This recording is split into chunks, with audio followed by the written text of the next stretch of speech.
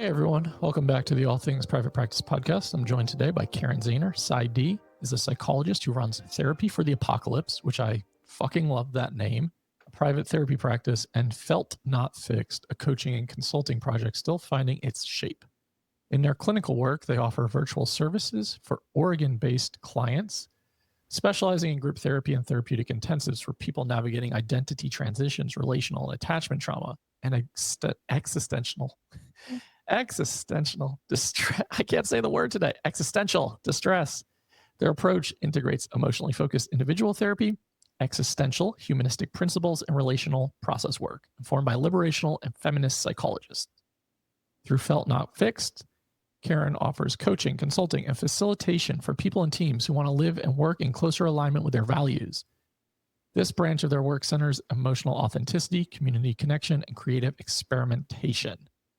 Okay, cool. Welcome to the show. So, I met you last year, 2 years ago, at a retreat that I was hosting in Spain.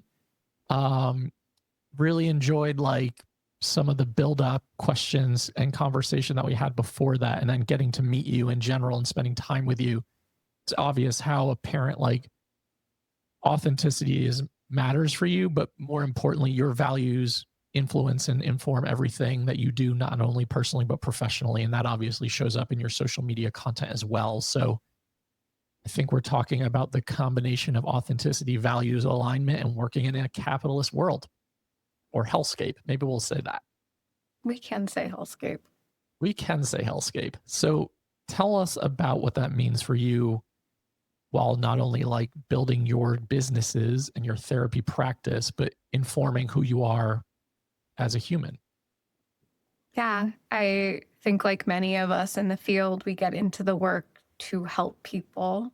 And so for me, starting and running 2 businesses has been continuously grappling with, well, I need to make money in order to help people. And the service that I'm providing, I believe, should be provided to everyone at any time. Yep. And yet we don't live in that world. Yeah. Right. So having to navigate that for myself and not wanting to be extractive. And also I like having my little treats. We do need to have our little treats, right? Your therapist needs to be having their little treats. Yeah, whatever that means for you out there while you're listening. I think that is absolutely true. I think you are not alone in finding yourself in this almost moral and ethical dilemma of, I need to have my little treats. I need to take care of my needs. I need to feel like I have what I need to do the job that takes a lot out of me. And ...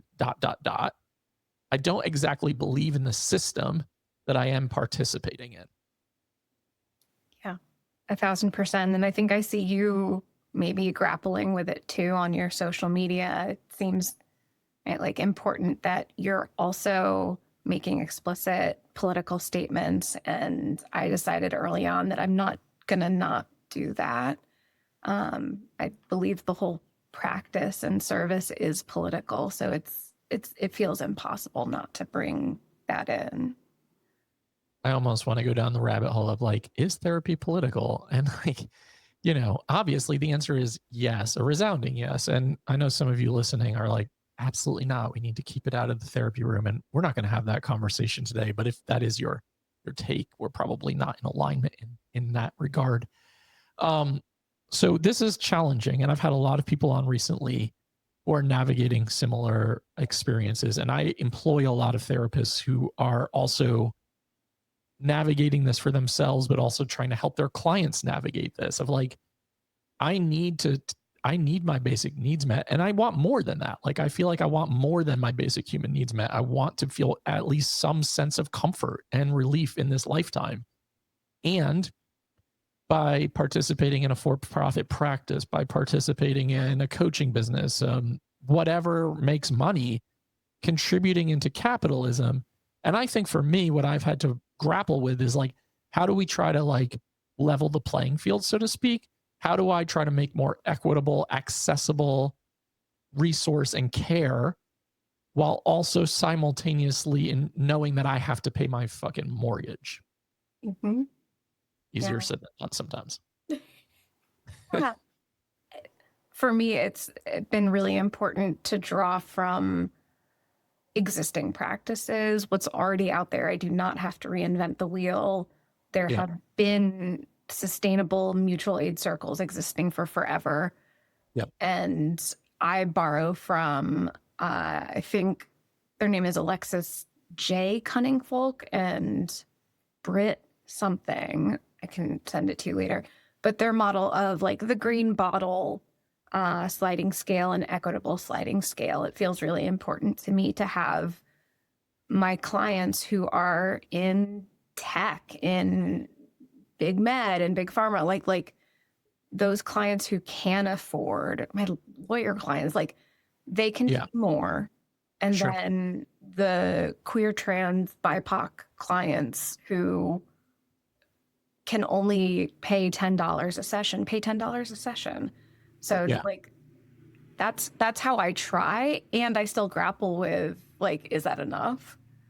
Yeah, absolutely. And I think it's about trying to like figure out that pendulum, right? And figuring out if those clients are paying more because they have more means and resources than this population who has less access or a harder time in general in society right now, especially, then it allows them to get the care that they need. And I know you run a lot of groups as well. And I think groups are a great way to create more accessibility. And I also think they also help create community care, which is so often lacking and missing. And if we talk about the mental health industrial complex of like, the only way to get better is one on one therapy, and you do this one on one therapy once a week for the rest of your life, that's not really sustainable for most people in general for a variety of reasons. And what we really do need more than ever right now, in my belief, is community. We need connection. I 1,000% agree. I think as an EFT, emotionally focused therapy stan, and like relational clinician, I think healing has to happen in relationship.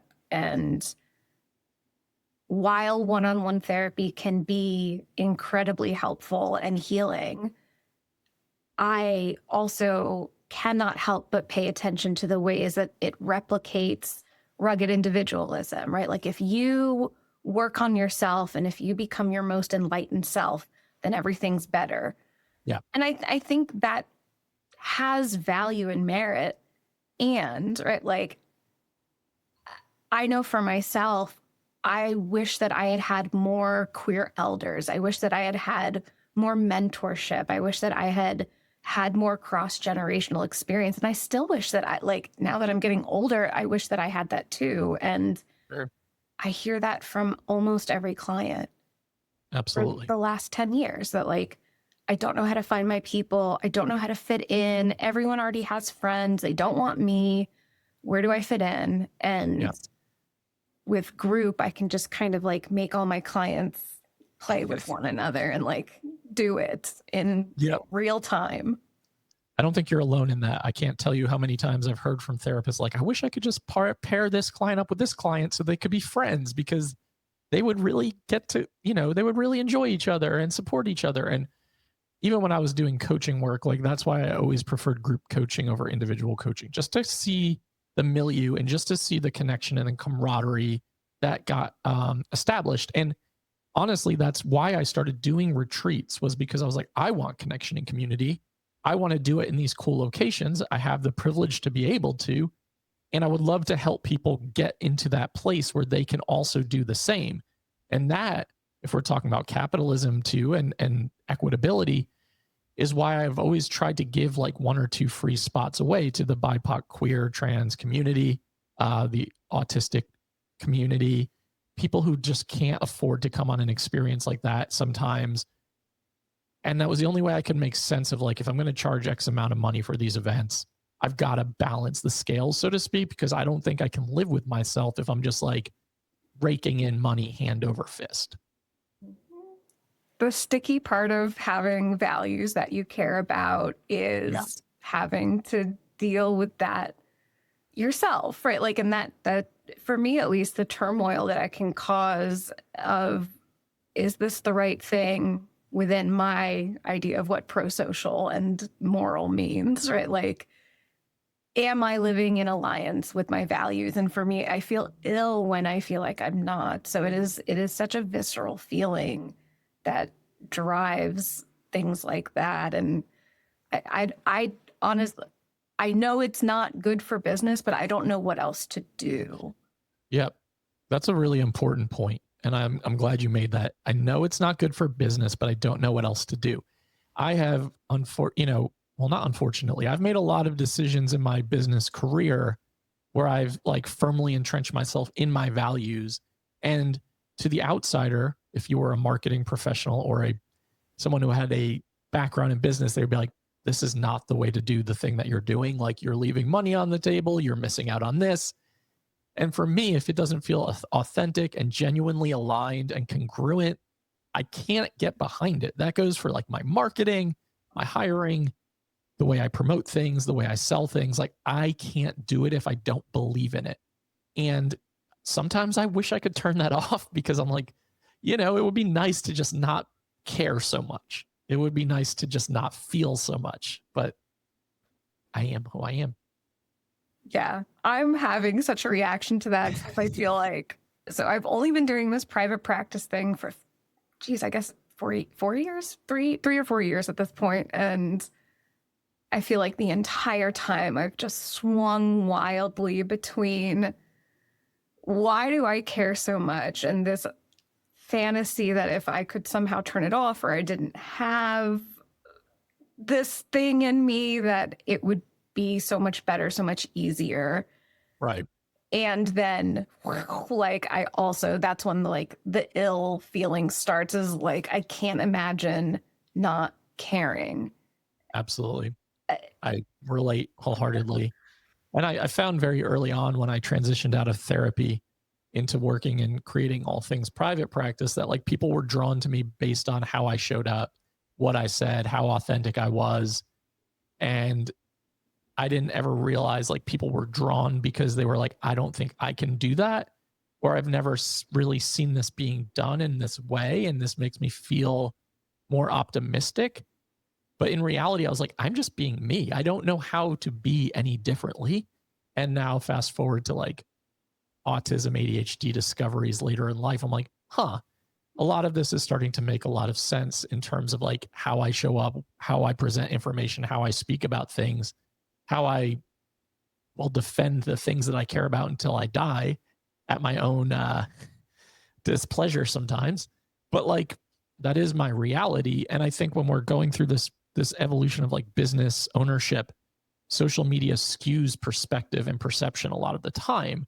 And you can fall into the trap of, I've got to show up this way, I've got to present this way, I've got to create this way, I've got to sell or market this way. And for me, whenever things feel really out of alignment like that, that's when something I know is not going to work for me. Like, that's when I struggle to sell spots at courses, retreats, experiences, etc.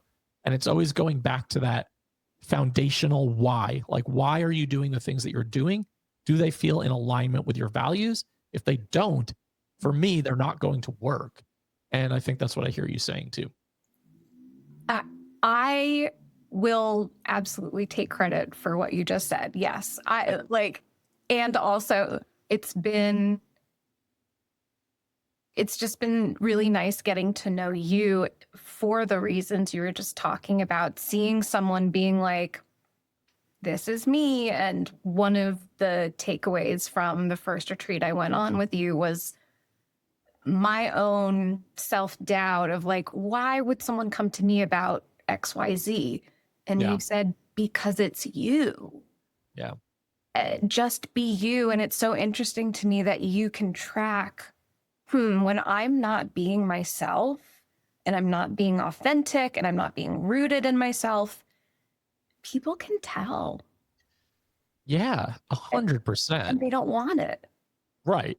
And I get that feeling, like that ick feeling, when someone like DMs me on LinkedIn or cold DMs me wherever, or emails me of like, you want to jump on a quick call to talk about how I can help you do A, B, and C? I'm like, fuck no, I don't want to do any of that. I don't ever want to jump on a quick call. Yeah. But I realized that early on. And it's been weird because as my success has increased, my reputation and following has gotten bigger. It's really hard sometimes to continuously stay aligned and walk that line and stay true to yourself. You can find yourself like starting to waver in certain ways where like people want access, they will pay for access. We live in a society where you need that money. It's hard sometimes because like there are definitely companies who have approached me for sponsorship on this podcast and I would never say yes. I'm not going to name them on air because don't need any cease and desists in my life. But like those are things that you have to start to navigate and they get messy. And I know when I have pushed myself out of that zone of alignment, things do not feel good and I can't live with it. And I've had to sometimes walk it back. But I think also that comes with like ownership and accountability and transparency. And I think that's also really important. And that is values aligned for me as well. I want to be the change that I want to see in the world and all that. And that in my mind, the way that I run my social media or whatever is as process-based as I can tolerate, in that in group work, right? Like I really value processing what is happening in the moment and naming it and making it explicit. And I try to do that on social media as well, of like, I don't know what I'm doing. And or like, I am a human and I make mistakes. Yep. We can't, for me, part of like my values alignment is sometimes feeling really crummy because you have pushed yourself past your window of tolerance for stepping outside of yourself. And that's information. For sure. And I like that you say that. You're a person, you're going to make mistakes. It's messy. There's no like picture perfect polished version, right? And content creators who do that, it feels really disingenuous. And you might have millions of likes and views and follows, but like are the relationships real? Are the connections real? A lot of it can be vanity metrics too.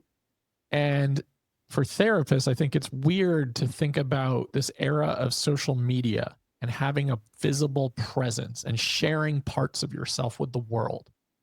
Constantly having to check yourself to say, like, am I doing this for me or am I doing it for others? And I had Jeff Gunther on here a couple of times, for those of you who follow Therapy Jeff on all the platforms. And that was really becoming challenging for him as his following exploded, of like, how do I remain true to myself as a therapist in session with clients if millions of people are watching me every second of every day? And I don't want that level of notoriety. I think that feels horrifically exhausting. But like, I think it is something that you have to constantly do this like evaluation and check and balance for your own well-being and for the well-being of the people you support. I think there's something to as well, like authenticity helping. Oh, this is going to sound very like The Secret, but like being authentic will show people that you're one of their people, and it will also inform people if you're not for them. And I like, sure, as a consciously, purposefully, and perpetually annoying person, I know that I drive away some people, and that has to be okay. And it is terrifying to do that and stand in that as a business owner, knowing that it's not going to be for everyone and that potential clients might see it. And right, like I'm leaving money on the table in that sense. But like, I don't want to be anything but a thorn in the side of certain people. So I love that. Yeah, that's really well said. And that's really insightful to say, like, I acknowledge this about myself. And I think in any business world, you're going to attract and repel based on how you show up. And the people you attract, it's for a reason. The people who are like, Caryn's not for me, is for a reason. And I still remember email responses that I've gotten over the last couple of years. One of my favorites was like, hey, your podcast and your free emphasis on free resources have been so helpful in me building my business, but you curse so much and it makes you sound unprofessional and lazy. And I was just like, what am I supposed to do with this feedback? So you're telling me that I've helped you significantly, like helped you without you ever paying me a single cent, but you don't like the way that I'm helping you. And you want me to change to make you feel comfortable. And that was a realization moment of like, you are certainly not going to be for everybody. You just can't be.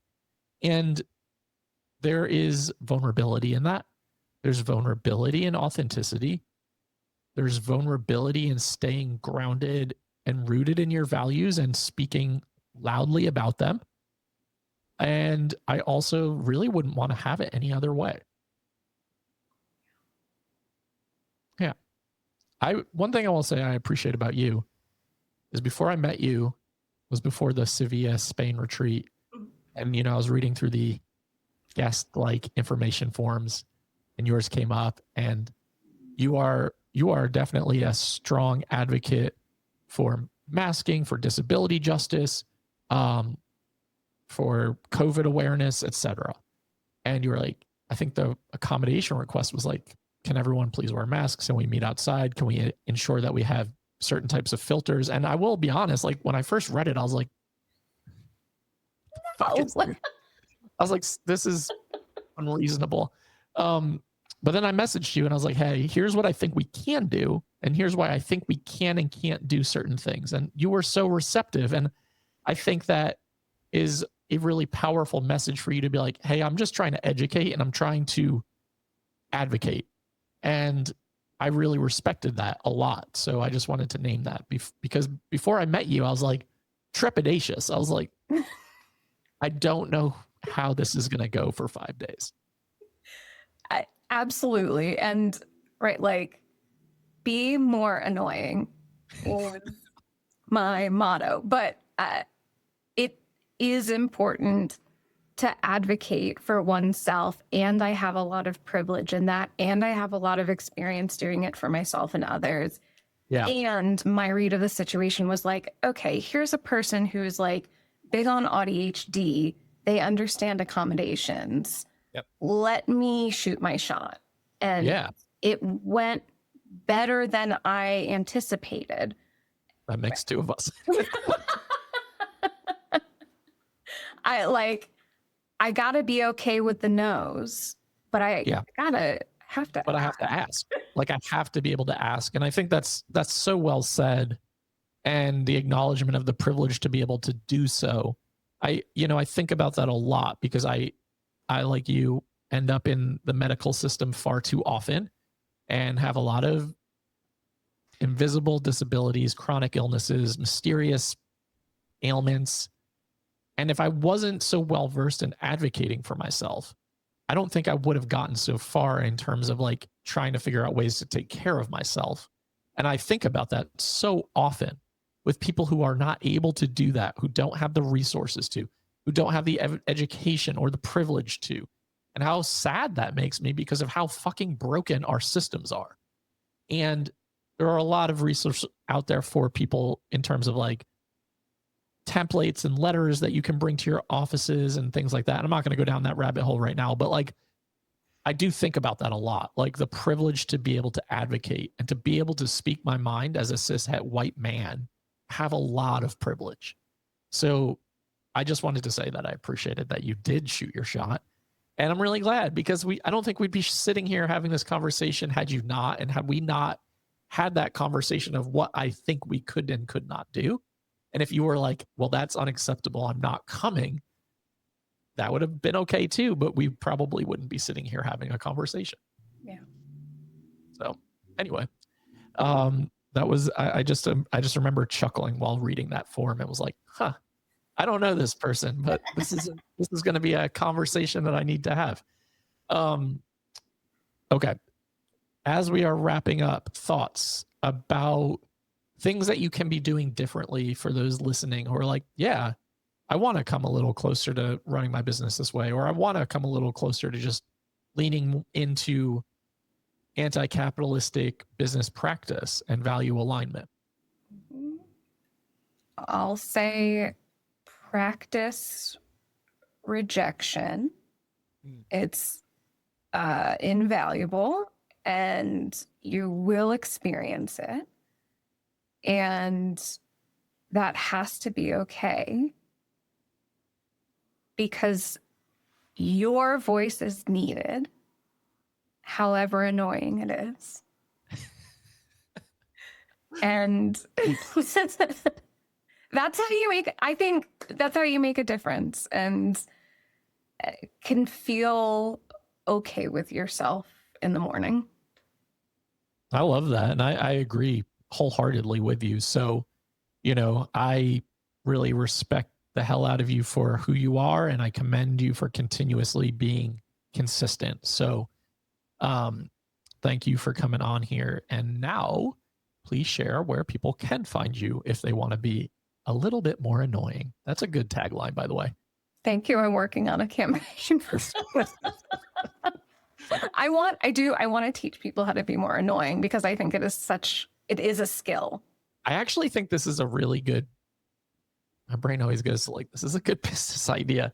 I think it's a good idea to have like some sort of advocacy coaching program of like teaching people how to really advocate for themselves and speak up and speak out loudly. So anyway, let's get annoying.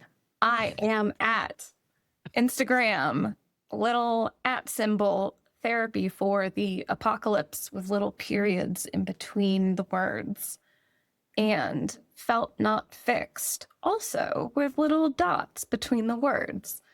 My website is CarynZaner.PsyD.com, and I am currently in the process of getting up my Podia webpage for coaching, consultation, speaking, workshops. I'm so excited. Solid. I love to hear that. Caryn has an enormous amount to offer, so check them out on social media. We'll have all of those links in the show notes so that you have easy access to them. And thank you so much for coming on and making the time.